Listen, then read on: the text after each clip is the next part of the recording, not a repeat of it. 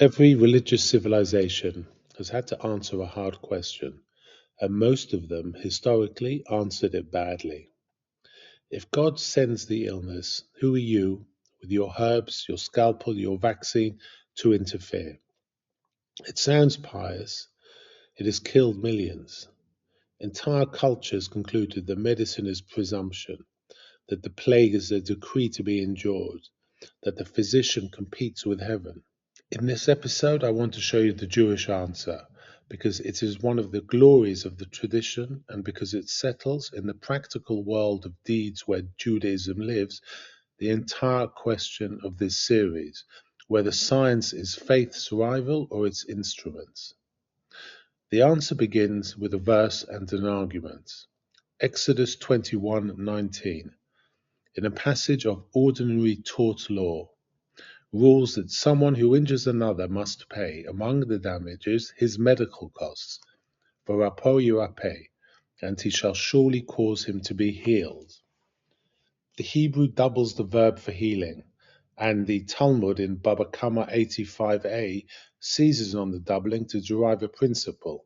Mikan shenitna reshut l'rofe l'rapot. From here we learn that the physician has been given permission to heal. The Torah itself, in other words, anticipated the pious objection. If God smote, who is man to cure? And dismissed it in advance inside the grammar of a single verse. And the tradition did not stop at permission. The codifiers escalated it. The Shulchan Aruch, the standard code of Jewish law, in Yoreh Deah 336, rules as follows. The Torah gave the physician permission to heal, and it is a mitzvah, a commandment, and it is included in the saving of life. And one who withholds himself from healing is a shedder of blood. Follow the arc of that one sentence. Medicine moves from permitted to commanded to. In its refusal, bloodshed. I know of no other ancient legal system that discusses the reluctant doctor in the vocabulary of murder. On what foundation does this stand? The principle of Pikuach Nefesh, the preservation of life, before which nearly the entire ritual law gives way. The Talmud in Yoma 84b rules that we can desecrate the Sabbath to save a life, and does so with a telling detail, not reluctantly and not by delegation.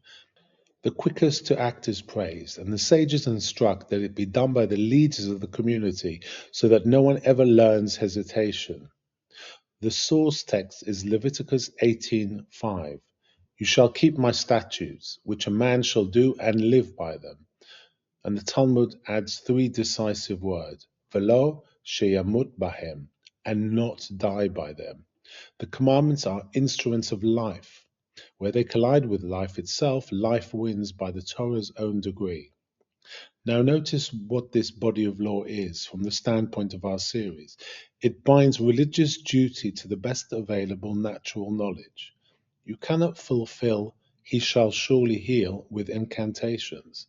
The sages of the Talmud examined lung lesions to rule on kosher status and became, of necessity, comparative anatomists. They discussed embryology and remedies at length.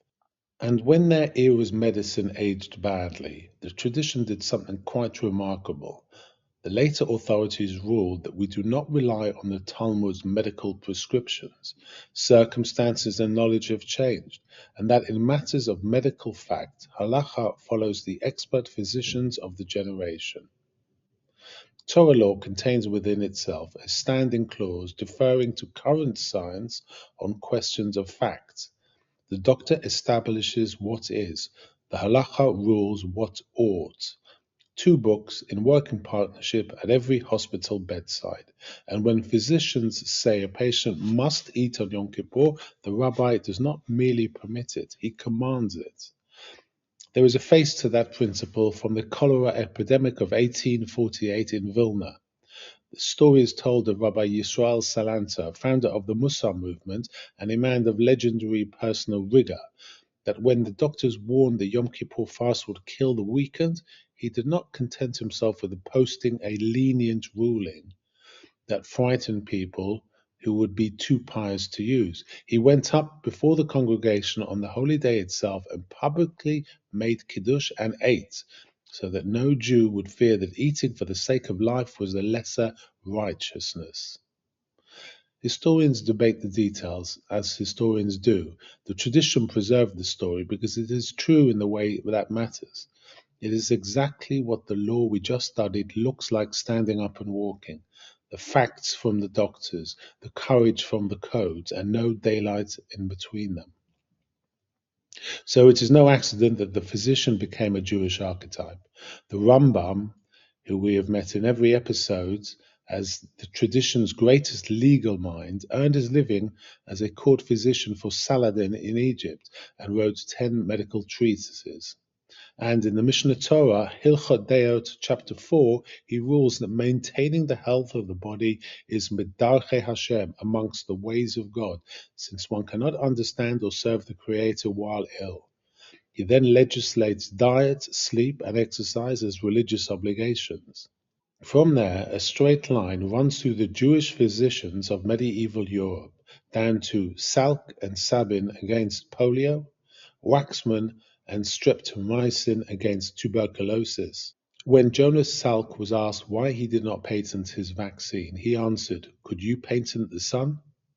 Whether or not he had Bava Kama in mind, that is the tractate speaking through him, healing as commandment, not commodity. One theological splinter remains, and the tradition faces it head on. If God decrees illness, does the doctor oppose God? There is a Midrash that answers with total confidence. Rabbi Akiva and Rabbi Ishmael were walking in Jerusalem when a sick man asked them how to be healed, and they prescribed for him. A farmer challenged them. God afflicted him, and you interfere? And the sages answered, "You plow, you fertilize, and you weed. If you left the field to God's decree alone, nothing would grow." As the tree is not yielded without the farmer, so the body, the medicine, is the fertilizer, and the physician is the farmer of the body. Creation, they are saying, was deliberately handed over unfinished, and the Midrash elsewhere generalizes it. Everything made in the 6 days requires completion. The mustard needs grinding, the wheat needs milling, the world needs mending. On this teaching, the laboratory is not a rebellion against Eden, it is Eden's assignment. Next episode, the people themselves. Why a nation of 15 million keeps filling the Nobel list, and what 3,000 years of asking questions has to do with it.